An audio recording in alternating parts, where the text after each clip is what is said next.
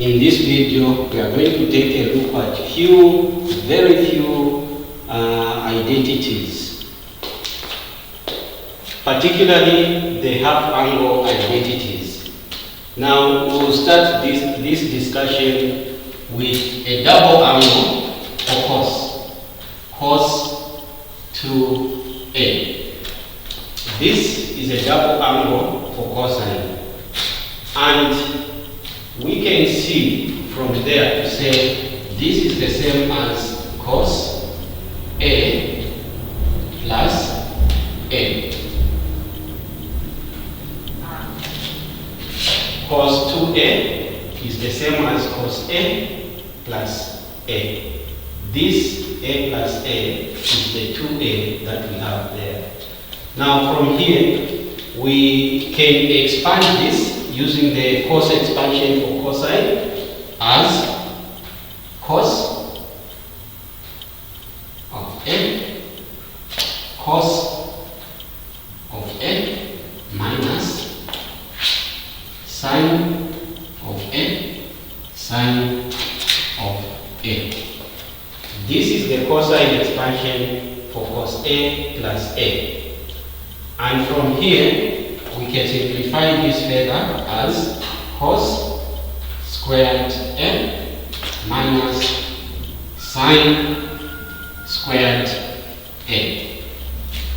So cos A gives us cos squared A minus sine A gives us sine squared A. So from this, we have this angle there, we have this. So what are we saying here? We are saying that cos of 2a is equal to cos squared a minus sine squared a. This is identical or equal to that. Now, if we look at this, we can replace this sine squared a. You'd remember that sine squared a plus cos squared a is equal to 1. This is a well-known identity. Now, from here, we can make sine the subject, and it will be sine squared of A is equal to 1, then minus cos squared A. So from the well-known identity, sine squared A plus cos squared A is equal to 1, we can make sine squared A the subject, and then it will give us 1 minus cos squared A.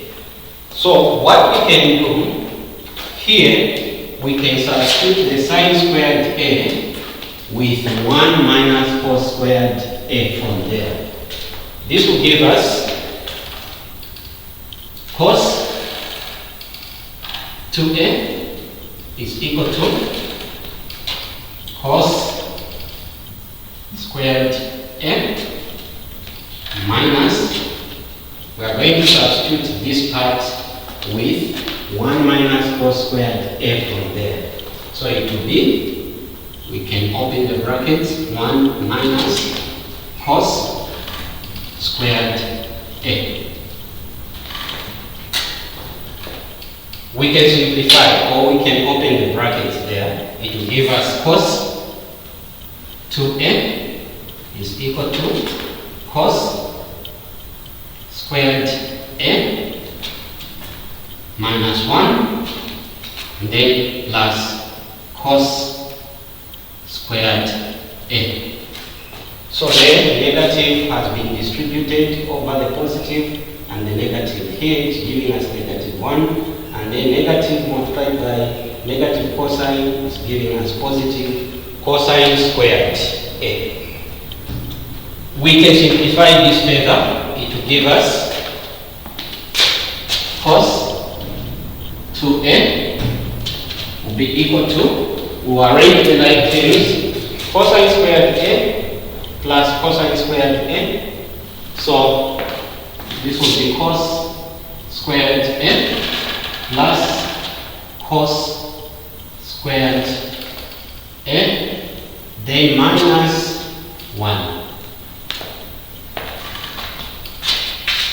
From here, cos squared A plus cos squared A minus 1 is what we have right there.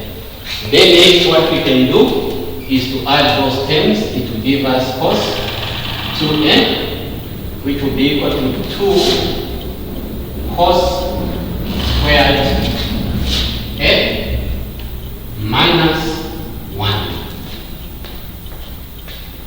We have just added cos squared A plus cos squared A. It has given us 2 cos squared A, then minus 1 from there.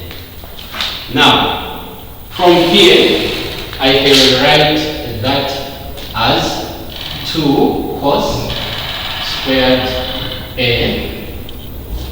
minus 1 is equal to cos